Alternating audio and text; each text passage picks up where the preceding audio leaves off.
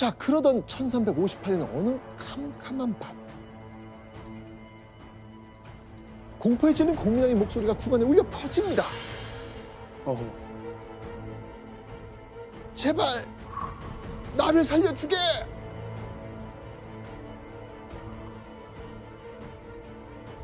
어둠 속에서 호련히 나타난 괴한이 공민왕에게 달려든 겁니다. 그리고는 시퍼런 칼을 들고 공민왕을 위협하기 시작했죠. 아니요, 암살하러 드디어 온 건 아닐까? 날카로운 칼에 공민왕의 목을 베어버리려던 일촉즉발의 상황. 그런데 바로 그 순간 누군가의 다급한 발소리가 들립니다.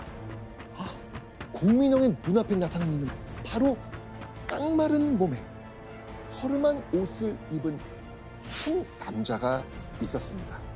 그 남자는 공민왕을 위협하던 괴한을 거침없이 쓰러뜨립니다. 우와. 그리고 잠시 후 공민왕은 침대에서 번쩍 눈을 뜹니다. 꿈이었구나. 네. 극한 압박감에 시달리던 공민왕이 끔찍한 악몽을 꾼 겁니다. 꿈에서 깨어난 공민왕은요, 온몸이 식은땀으로 흠뻑 젖어 있었고요. 팔에는 소름이 돋아 있었죠. 여전히 꿈속에서 본 광경이 너무나도 생생했거든요. 그렇게 찝찝한 꿈을 꾼 다음 날, 공민왕은 어머니 명덕태후의 처소를 찾아갑니다. 그리고 간밤에 그 악몽에 대해서 털어놓았죠. 그런데 이때 명덕태후의 처소에 찾아온 누군가를 보고 공민왕은 깜짝 놀라서 다리가 풀릴 뻔했습니다. 보시죠. 마침 김원명이 신돈을 아련시켰는데 그 모습이 매우 닮았다. 뭐? 아, 꿈에서 봤던 사람이랑 신돈이랑 닮은 거네요. 그렇죠. 꿈속에서 만난 남자가 공민왕의 눈앞에 뻑하니 나타난 거예요. 게다가 신돈과 몇 마디 말을 나눠보니 총명하기까지 합니다. 자, 여러분이 이제 그때 공민왕이었다면 이 신돈에 대해서 어떻게 생각할 것 같아요? 이건 운명이다. 하늘이 내려준 사람이다. 하늘의 뜻. 그죠?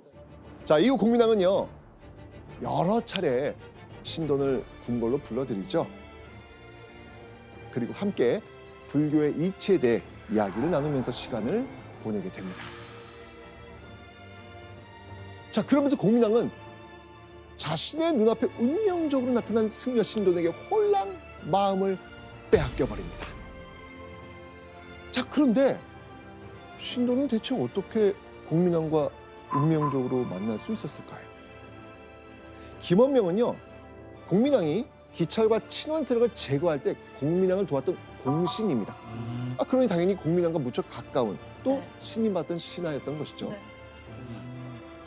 교수님, 그러면 신도는 김원명을 어떻게 알게 된 거예요? 매골승으로 이제 떠돌던 신돈이 우연치 않게 김원명을 만나게 됐는데 아마 그때 김원명이 공민왕과 가까운 관계라고 하는 것을 알고 더 접근을 했다는 이야기도 있고요. 뭐 그거 외에도 제가 보기에는 공민왕 자신이 엄청난 불교 신자였거든요. 그래서 이제 절에도 많이 다녔는데요. 그런 뒤에 우연히 신돈을 만나서 이야기를 조금 해보니 굉장히 매력적인 사람이다라고 느껴서 데려올 수도 있었던 거죠. 매골승 생활을 하며 거리를 떠돌던 그 경험 때문이었을까요? 신돈은요, 사람의 마음을 읽는 능력이 탁월했습니다. 원나라 간섭에서 벗어나 강력한 왕권을 만들고 싶었던 공민왕.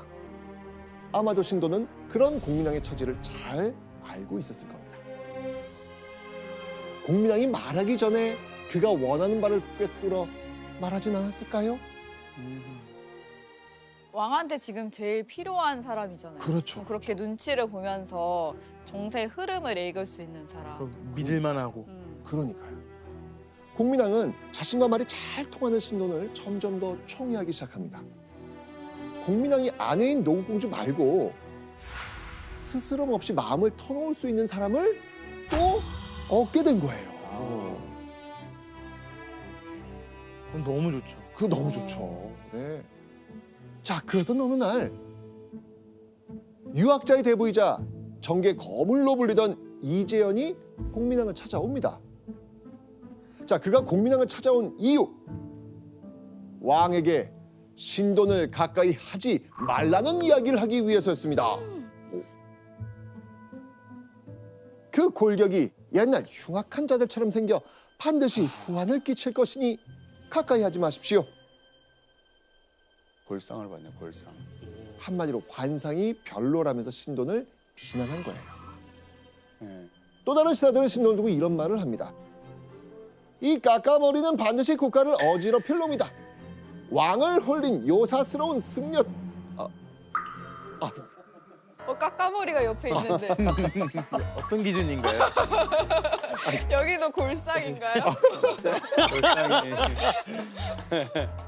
공민왕의 총애를 받는 신돈을 향한 신하들의 반발이 이 정도로 거셌다는 겁니다. 아, 교수님, 예. 신하들은 신돈을 왜 이렇게 싫어한 거죠? 권력을 얻는 방법 제일 좋은 게 권력자하고 물리적으로 가까이 있는 게 최고의 방법이거든요. 근데 지금 물리적으로 가까이 있는 사람이 누굽니까? 바로 신돈. 신돈이거든요. 신돈이 절대적으로 신뢰를 얻고 있는 인물이에요. 특권층 같은 경우에서는 자신들이 갖고 있는 부나 권력을 요 신돈이 혹시 뺏어가지 않을까? 그러니 당연히 신돈에 대해서 그렇게 신뢰를 보내고 가까이 지내는 거를 싫어할 수밖에 없죠. 자, 그렇게 신돈에 대한 반대 의견이 높아지던 어느 날 공민왕은 신돈을 궁궐로 불러들입니다. 그리고 대뜸 이렇게 말하죠. 뭐라고? 지금 당장 궁을 떠나시오.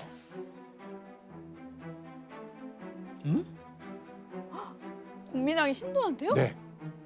청천벽력 같은 공민왕의 말에 신돈의 어깨는 흠칫 굳었습니다. 공민왕은 대체 왜 갑자기 신돈에게 궁을 떠나라고 했을까요? 너무 반발하는 신하들이 많아서 그런가? 왜냐하면 사실 이때 누군가 신돈을 암살하려고 한다는 정보를 입수했거든요. 야, 근데 이게 암살까지 갈 정도로 질투가. 그만큼 네. 가까웠던 거겠죠. 그럼요. 그 사실을 안 공민왕이 원래 신돈에게 위험을 알려주고 급하게 궁을 떠나 몸을 피하라고 한 거였습니다. 어렵게 공민왕과 가까워졌는데 갑작스럽게 궁을 떠나야 되는 상황. 이때 신돈은 어떤 생각을 했을까요? 다시는 오지 말자. 이거 약간 너무 조금 살벌한 맞아. 그런 느낌? 이제 겨우 왕과 뜻이 통해 나라를 바꿔볼 수 있나라고 생각을 했는데 모든 계획이 산산조각 나고 다시금 막다른 길에 몰리게 된 겁니다.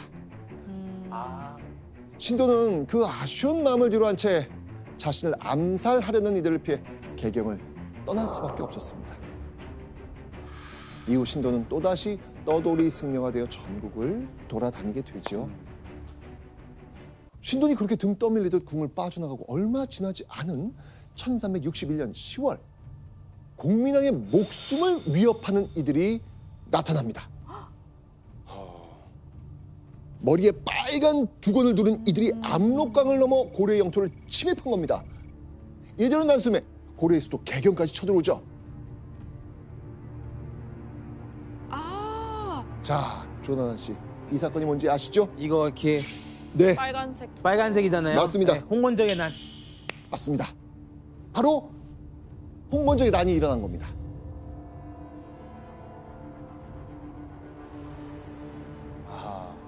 다행히도 이성계와 최영 같은 무인들의 도움으로 어렵사리 홍건적을 물리칠 수는 있었습니다. 하지만 홍건적이 난 이후 공민왕을 신경 쓰이게 한 인물들이 있었습니다. 바로 이성계와 최영. 왜냐하면 강력한 왕권을 갖기 바랐던 공민왕에게 무인 세력은 크나큰 걸림돌이 될 수 있잖아요. 공민왕은 새롭게 생긴 위협, 무인 세력까지 경계해야 되는 그런 상황에 처한 겁니다. 근데 교수님, 무인 세력은 공민왕이랑 같은 세력이 아닌가요? 아니요, 뭐 그렇지는 않습니다. 왜 그러냐면 당시에 이제 무인들 자체가 지휘관의 명령을 최우선으로 따르지 왕의 명령을 최우선으로 따르는 그런 사람들이 아니거든요. 일종의 사병과 같은 그런 존재라고 하시면 될 겁니다. 그다음에 고려 역사를 생각해 보면 무신들이 쿠데타를 일으켜서 권력을 잡았던 그런 경험에 대해서도 나름 알고 있었을 겁니다. 그러니 당연히 무인들이 성장한다는 건 경계할 수밖에 없는 일들이죠.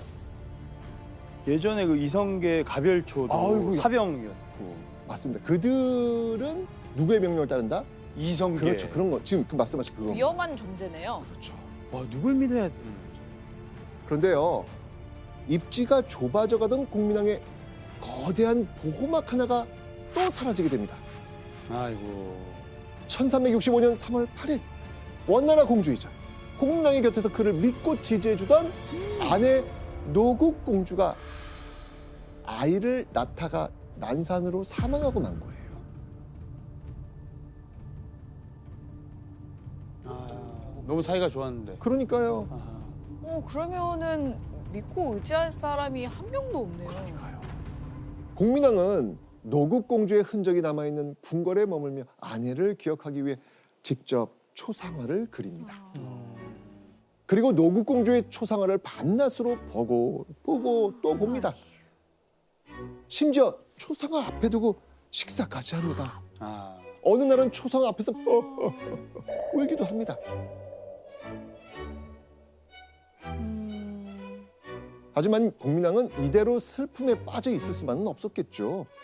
원나라와의 사이에서 그 방패막이가 되어졌던 노국 공주가 사망한 이상 원나라에서 언제고 무력으로 자신을 폐위시킬 수도 있는 그야말로 절체절명의 위기 상황이었거든요. 외딴 섬이네요. 그러니까요. 존재만으로 공민왕에게 위협이 되는 권문세조, 전란으로 공을 세우면서 커진 무인 세력, 그 어느 곳에도 속하지 않은 새로운 사람을 찾아야만 했습니다. 그런데 바로 이때 공민왕의 머릿속에 한 남자의 얼굴이 스쳐 지나갑니다. 과연 누구겠습니까? 다름 아닌 신돈이었습니다. 공민왕은 친원 세력이 많았던 당시에 검은 세족의 눈을 피해서 개혁을 해줄 대리인이 필요했거든요. 신돈이 제일 좋은 이유는 정치적으로 볼 때는 신돈이 떠돌이 승려였기 때문에 주변에 세력이 없다는 거예요. 그래서 왕의 대리인으로서 자신의 명령을 철저하게 이행해 줄 수 있는 유일한 인물, 머릿속에 확 떠오른 겁니다.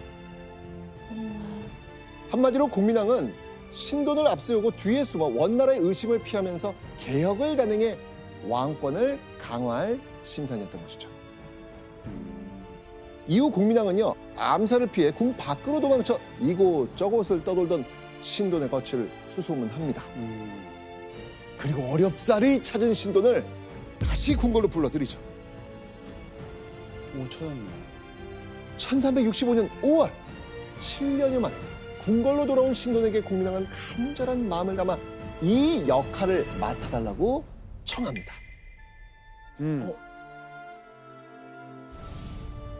왕사. 왕사. 왕사는요, 바로 왕의 사부를 말합니다. 그러니까 공민왕이 신돈에게 나의 스승이 되어주지 않겠소? 라고 제안을 한 거예요, 지금. 그러면 왕의 사부가 되면 어떤 일을 하는 거죠?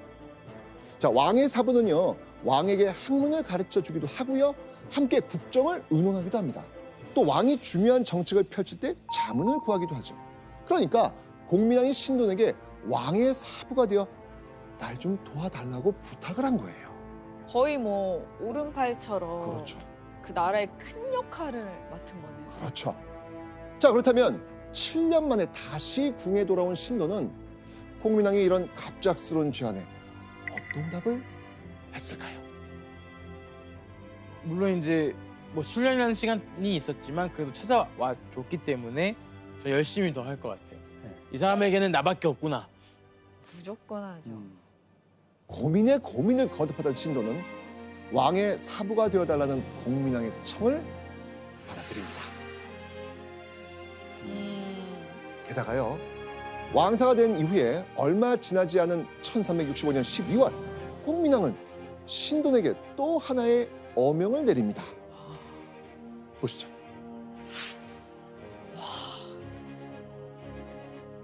신돈을 수정 이순논도 섭리 보세 공신, 혁상 사만 삼중대광, 영 도첨 의사사사, 판 감찰사사, 취성 무원군, 제조 승록사사, 겸 판 서운관사로 삼았다.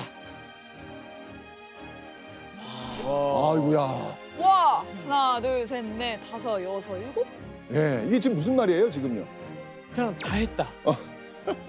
맞습니다. 이게 각각이 다 관직명이에요. 그러니까 공민왕이 신돈에게 무려 이 몇 개입니까, 지금? 7개. 네, 7개의 관직을 동시에 내려준 겁니다. 와. 고려에 승려 출신의 정치인이 탄생한 전무후무한 순간이었습니다. 공민왕이 신돈에게 내려준 7개의 관직 중에서 우리가 특히 주목해 볼 게 있습니다. 먼저 영도첨 의사사. 자, 이건요, 행정부 총책임자를 뜻합니다. 조선으로 치면 영의정이라고 할 수 있습니다. 오늘날 국무총리. 맞습니다. 네. 오늘날 국무총리라고 볼 수 있습니다. 판 감찰사사. 이건 말 그대로 국정이나 신하들을 감찰하는 사람. 요즘으로 치면 감사원장의 역할을 한다고 보시면 되겠습니다. 한마디로 관리들을 감독하고 또 인사에 관여할 수 있는 권한까지 얻게 된 겁니다. 그리고 제조 승록사사. 이건 불교계의 관직을 임명하는 자를 뜻합니다. 마지막 판 서운관사. 이건 음양천문관의 책임자. 요즘으로 치면 기상청장. 그 외의 3개의 관직은 일종의 명예직이었습니다. 자, 이런 국가의 주요 관직을 다 누구에게 내려줬다? 신돈. 신돈. 한 사람에게 모조리 준 겁니다.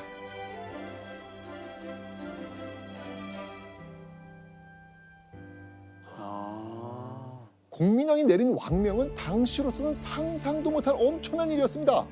정치는 전통적으로 문벌 그리고 귀족의 영역이었습니다. 그런데 승려였던 신돈이 하루아침에 고려 정치판의 핵심 인물이 된 거예요. 그야말로 실질적인 힘을 가지라는 이야기입니다. 과거처럼 승려로서가 아니라 세속인이 돼서 나의 곁에서 내 대리인으로 일을 하려면 이 정도 관직은 가져야 된다라고 본 거죠. 주변에 개혁에 반대하는 권문세족이라든가 무인 세력이라든가 이런 세력들이 있기 때문에 어마어마한 관직을 줘서 힘을 갖다 실어준 거죠. 한마디로 공민왕은 신돈에게 왕의 권위에 버금가는 칼자루를 쥐어줬으니 자신을 대신해 이 정치 전면에 나서 개혁에 힘써달라 이 부탁한 겁니다.